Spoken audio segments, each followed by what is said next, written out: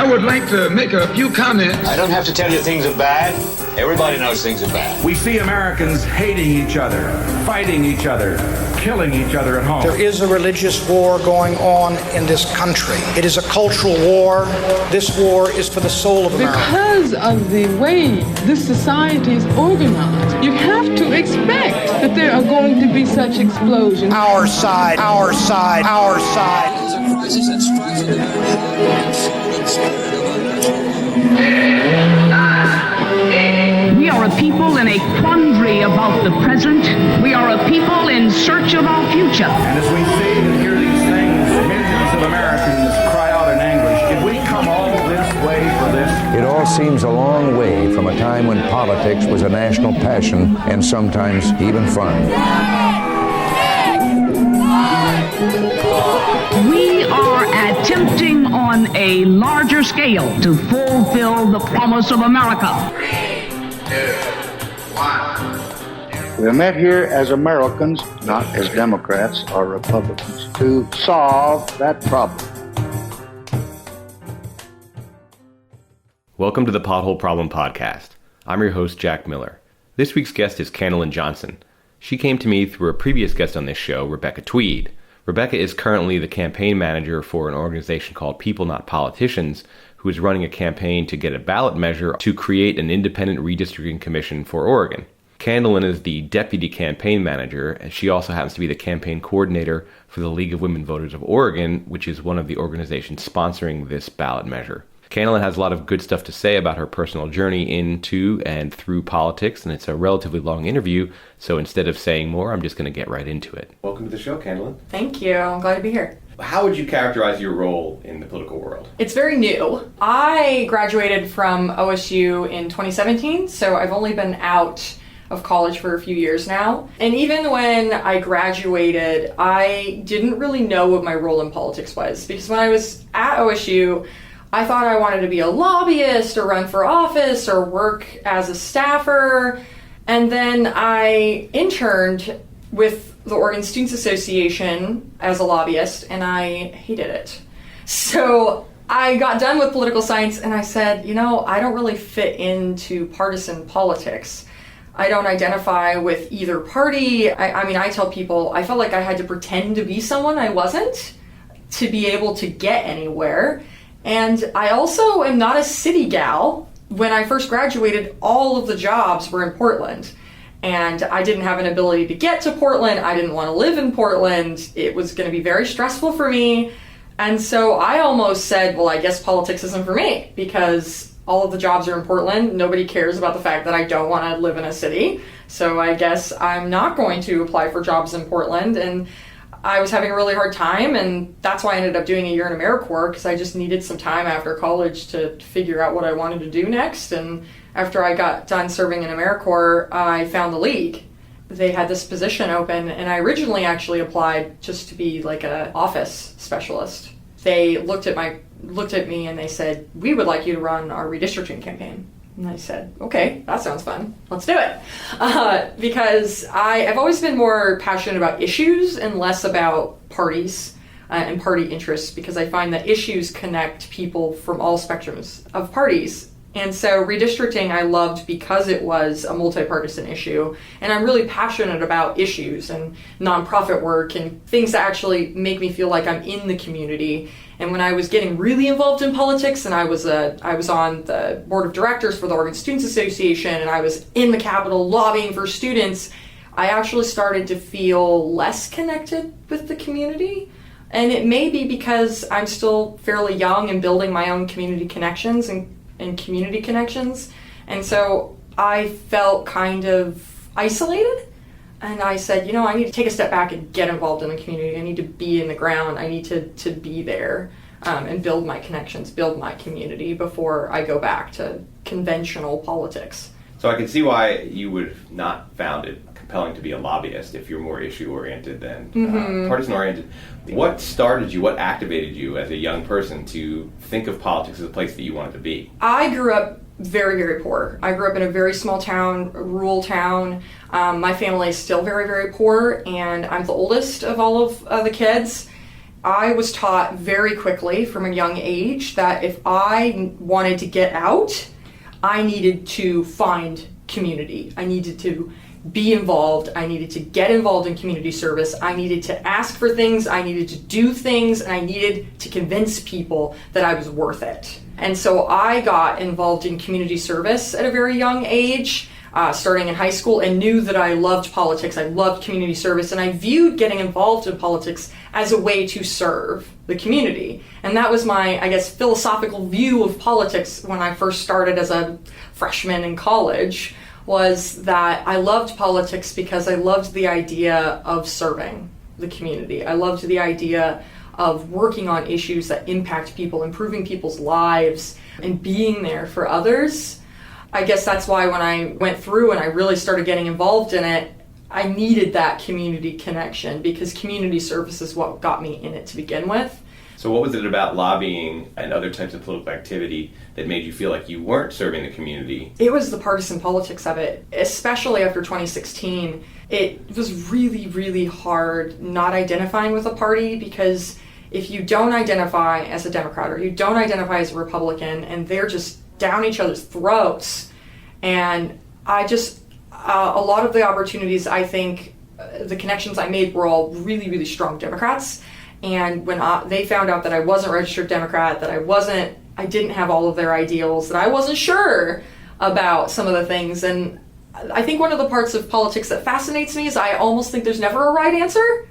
Everyone has something that's right. Even if I don't really agree with their end opinion, there's something in it that made that opinion that I understand. And so I got so deep in like the philosophical question of, I just lost myself, and I started to think, well, what do I even believe? I don't think like they do, because I'm not 100% sure that is the right way to go. I was lobbying for things, and then I was like, but do I actually believe this? Or is this just how I'm making connections? I didn't want to confuse the two. I didn't want to do something just because I felt like I had to do it to keep my connections. I wanted to do it because I believed in it, and I believed it was truly going to help students, because I was lobbying for students at the time, and I started to lose that. And I wasn't sure if what I was doing was actually helping students, or what I was doing was making a difference, or even if I believed in it. And so I decided I'd take a step back and really develop and hone down what are the things that I'm really passionate about, and what are the things that I really want to advocate for. If I'm making connections, they need to be connections that I feel are for me, or a part of my community that I can be a part of. And if I'm feeling like I have to pretend to be someone I'm not in order to keep that connection, then maybe that's not the right connection for me. So you didn't feel comfortable saying I'm a Democrat or I'm a Republican, and that was challenging to be politically active in lobbying. Did you find that a lot of other people who you knew who were politically active had a similar problem that you did, or did you see a high level of comfort with adopting a party label and a party brand? I think that the people who are uncomfortable with adopting a party label are the ones that are uncomfortable being in politics right now. A lot of people that I talk to who don't vote, who haven't voted, who feel that politics isn't for them, or that politics is too, or, you know, there's always this, oh, I don't get involved in politics. I don't do politics. And I always tell them, well, you can't not do politics. Politics does you if you don't do politics. So hone in on what your interests are. And I'm really proud of this. I convinced my partner, who hadn't voted in like 10 years, to vote for the first time just this last election. And I sat him down and I said, what do you care about? You own a house now. Do you care about taxes? Do you care about reproductive rights? What are some things that you're really passionate about? And then I had him connect that with the candidates, not the party, not what was going on, because that's how I connect. And it worked for him too, because he also doesn't really identify with a party.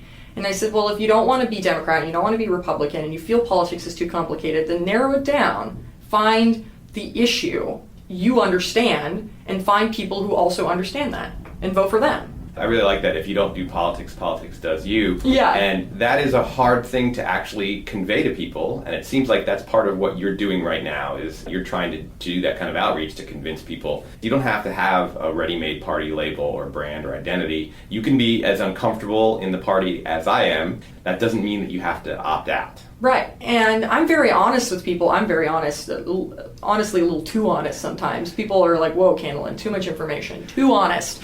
But I'm very honest with people about how I feel about politics. And, I say, you know what, if you don't want to vote for the president because you feel your vote for president doesn't matter, that's fine. I kind of agree with you. In Oregon, it doesn't. We know the Democrats are going to win in Oregon for the presidency. So, okay, let's talk about your impact for the governor or your impact for the Secretary of State run. Your vote really does make a difference for local elections. And so I try to find a way to connect that with people and try to make politics seem less scary by connecting it with an issue that they understand and that they care about and realizing that everything is politics. Seems like a good time to ask the question I ask all my guests, which is, what is something that used to outrage you and no longer does? And most importantly, why do you think that changed? It took me a long time to answer this question. I started asking everyone. I have 3 jobs, I have lots of hats, and I went around asking everyone this question. I was like, I was asked this question, and it's so hard, and I just, every answer I've thought of doesn't seem right, because I'm still angry about a lot of things. And one of the common responses I got from lots of my coworkers, and honestly a lot of them were a few decades older than me, were, Candalynn, you need to not be angry about everything. You're going to get burnt out. You don't need to argue with everyone, because I get in arguments with everyone. You don't need to be angry about everything. You're going to get just burnt out. You're going to get tired. What I saw was that they were tired and that they were burnt out and that they decided that it wasn't worth getting angry, which I think is a mature decision, but also a sign that they were burnt out by all of the things that were going on, and they just kind of gave up on moving forward with it because they couldn't emotionally deal with what was going on. Politics can be extremely draining. It's very draining. It's very draining. I have lots of friends who are super burnt out, who are super drained. They become very jaded, and they kind of lose connection with why they even did it in the first place. And I saw that happening to me, and I got scared, and I booked it. So what I finally decided on was identity politics. I grew up in a small town, and when I first heard the words white privilege, I was extremely mad and irritated. I said, how dare you call me privileged? Do you know anything about the way I grew up? I had to fight for every single resource that I have. I'm not privileged. It took me a while to realize that they weren't saying that I didn't have struggles, that I didn't have issues, that I didn't have my own types of oppression. What they were saying is that none of that oppression was because I'm white. That finally clicked, because I feel like identity politics and just exploring your identity as a young adult, you just kind of get this light bulb, you get this click in your head, and you just understand that, oh, okay, that's just one part of me. And they're telling me that not only do I need to think of that part, but how all of the other parts influence my life experience and the way I impact others and the way that others impact me and my work. Everything about my identity is intersectional, and it impacts my perspectives and my view on my life.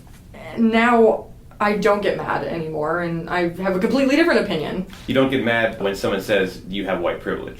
No, I don't. Or you don't get mad in general about the notion of identity politics? Exactly. Both of those. Yeah, because at first I was very defensive, and I find that happens a lot with white folks who grew up in a very conservative rural town.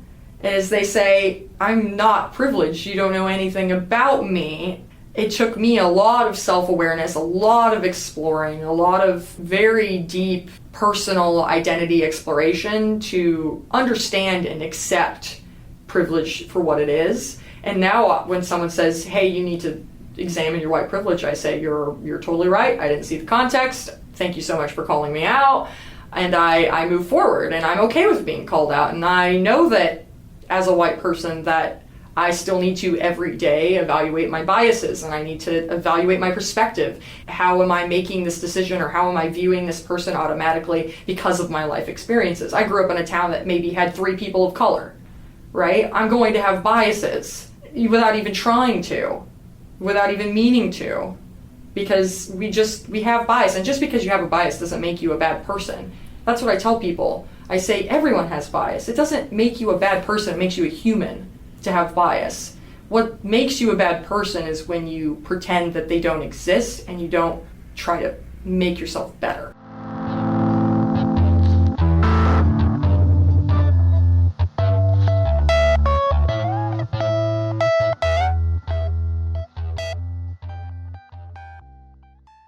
You're listening to the Pothole Problem podcast, created by White Tiger Productions. At White Tiger Productions, we create experiences. If you have an idea for a podcast, a workshop, or a show of any kind, we'll help you go from concept to execution. We provide creative direction and production support. We've got a podcast studio, writers and storytellers, sound engineers and editors, designers, videographers, hosts, creative coaches, everything you need to manifest your creative potential.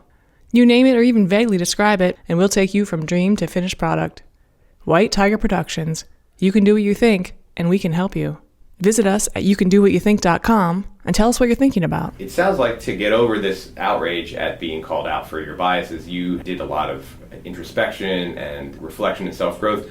What got you to undertake that process? Because that process clearly got you to the place you are now, but what started that process and what sustained you in that process? So when I first joined the Oregon Students Association, they actually have 3 boards. One is the board of directors, which is usually folks in the student government, in the legislative affairs, student body presidents, those kinds of things, which I served in both roles throughout my college career.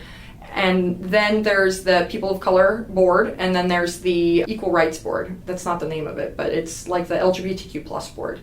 They would have closed caucus spaces and all of these wonderful opportunities for folks to be able to come together with like-minded identities and talk about the issues they face as Oregonians. And I still didn't understand. I said, I want to learn. I want to open my perspectives. I don't understand why you're saying because I'm white I can't be in this space. And I got defensive again because I was trying to explore. I was trying to listen, and they wouldn't let me.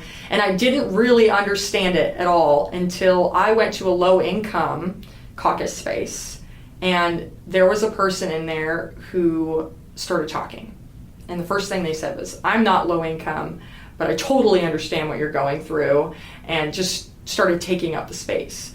And I was outraged. I was like, get out of here. Who are you? Leave. And I finally clicked, and it clicked like, okay, that's how everyone else feels when a white person in the room is like, I just want to learn and I just want to listen. And they're like, well, I just want a space where there's not a white person telling me I need to educate them. So that started you down the path. You realized, okay, I have to really start digging into myself and what my biases are. Exactly, because I realized that I really wasn't looking at other people's perspectives. I wasn't thinking about their life experiences and their need to be with like-minded folks during some times, that not every person needs to educate you, that you need to educate yourself. It's your responsibility to do so.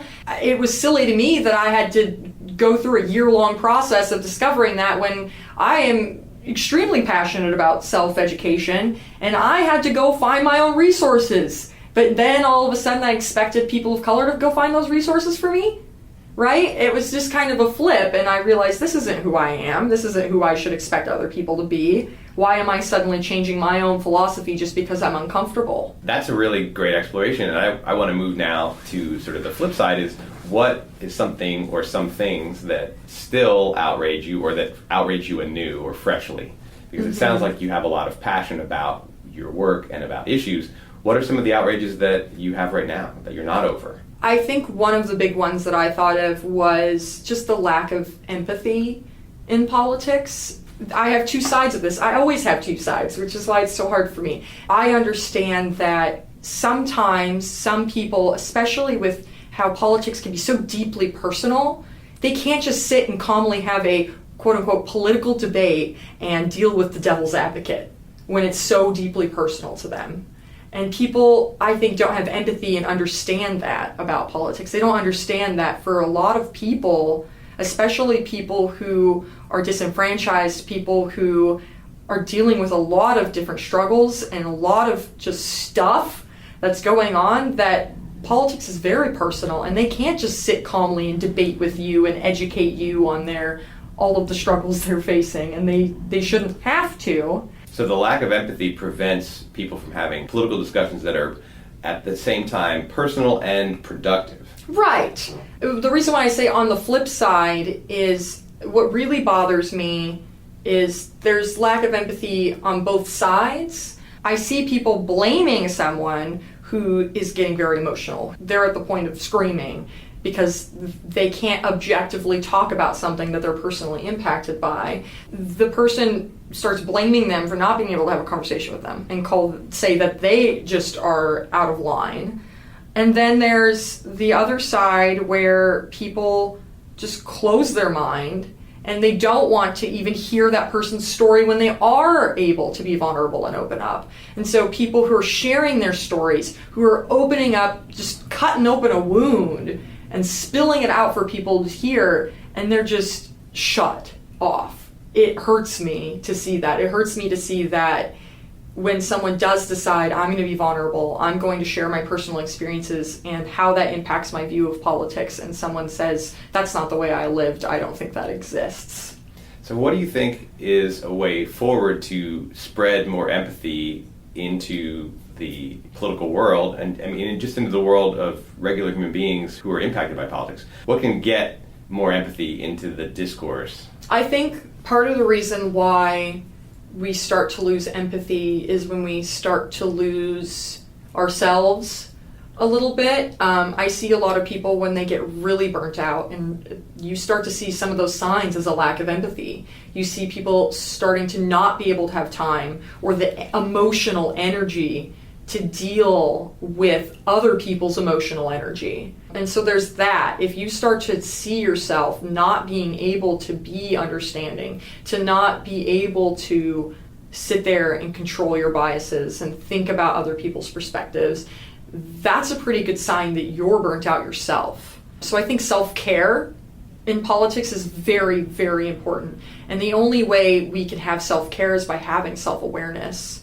Having the ability to be aware of yourself, aware of your emotional energy, and be aware of where you are is very, very important in politics and in life. Because I think when we lose empathy, it's because we are losing ourselves and we're not taking care of ourselves. So you mentioned earlier the burnout problem, and people that you know who've been in politics for a long time seem to you to be burned out, and that sounds like it results in a loss of empathy. You're a relatively young person.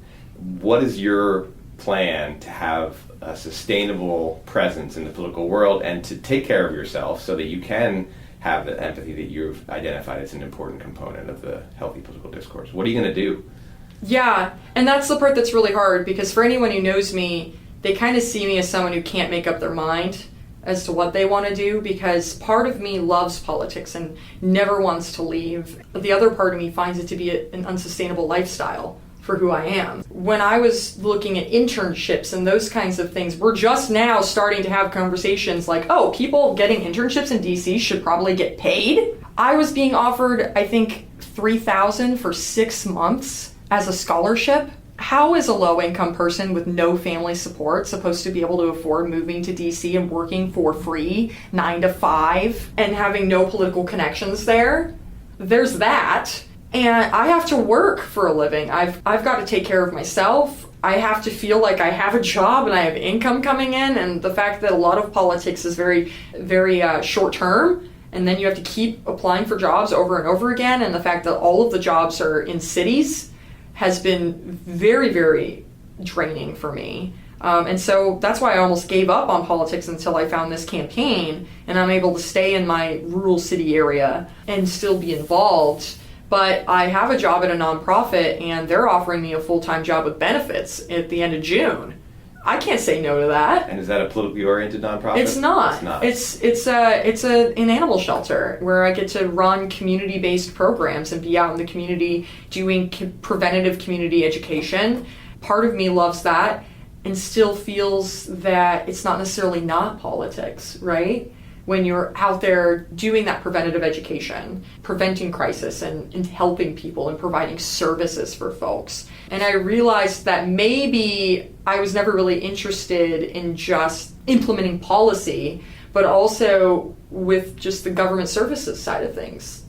Being the person who's implementing programs that actually help people and going more the bureaucracy side. And when I first told my dad that, he's like, oh, so you're going to be a part of the problem, not a part of the solution. But it sounds like what you're saying is that the official political world, what people would identify as politics with a capital P, is not the only way to do politics, and that community service can come in a number of different forms, and you're finding your place.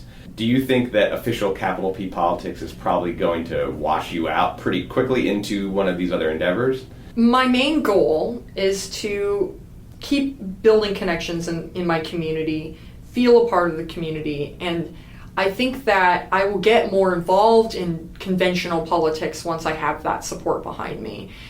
As of right now, it's very, very difficult to do conventional politics without a lot of network and support. And I don't have that right now because I'm still very young and I'm still building that from scratch. So, people ask me, are you going to run for office? Are you going to do other things? And I say, maybe. I'm not saying no. I'm not ready right now. I don't have the support. I don't have the people behind me to do that, and I can't do it by myself. That's why not only do I have 3 jobs, but I also volunteer my time for a crisis line. And I'm trying my best to really feel integrated into a community before I even consider being a representative for them. I like that, getting integrated into the community instead of official conventional politics being an either or thing. I either am or am not in it. Mm-hmm. You're introducing a perspective that says, well, you can increasingly integrate yourself with the community, and that will either create opportunities to run for office or to help run a campaign or not, but that you're doing good for the community. You're either actually way. Changing people's lives, listening to them, being involved in these debates about issues. Mm-hmm. That you don't have to go into capital P politics to do politics in a way that benefits your spirit. And what I usually find is politics finds you, because you can't escape politics. And so even if I'm not in capital P politics, I still am. Opportunities have a way of presenting themselves. And I would feel better taking on those opportunities when people feel that I'm with them, that I've been there, that I've been involved, that I've heard people's stories. And I want to do that before I run for anything, before I consider myself to be a representative for anyone. That's a great perspective, and I want to thank you for coming in and talking to me. This has been a fascinating interview. Yeah, thank you.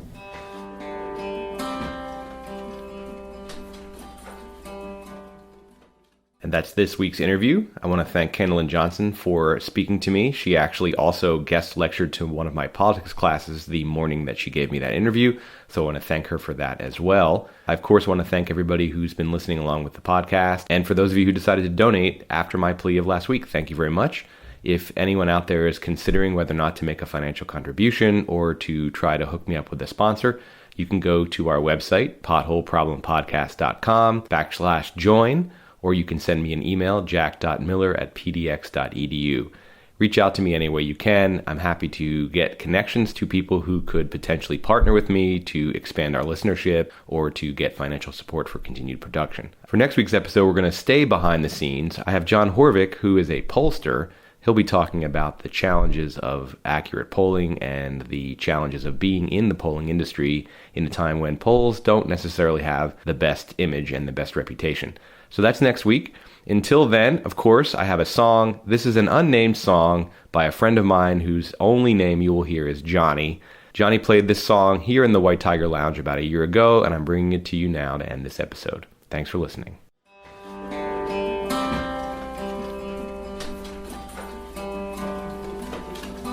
When I'm finally over with my life, I will dream the last dream of my nights. Settle down for once and tag along. When I'm finally over with my song.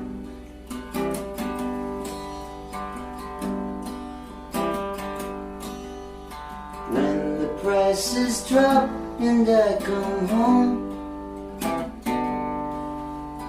I will greet the strangers with a kiss. Set the clock according to time zone. When I'm finally over with my song. And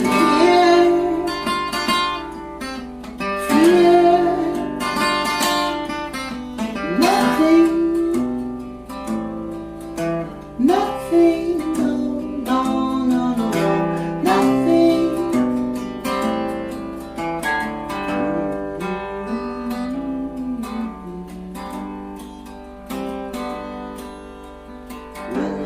final breath sweeps through my lungs.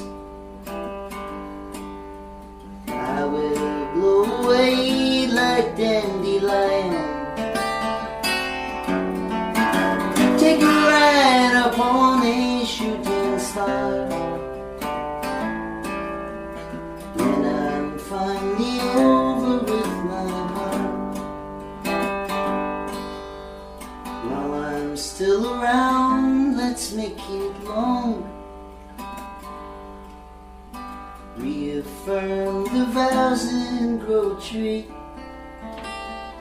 And it will seed again without a stripe.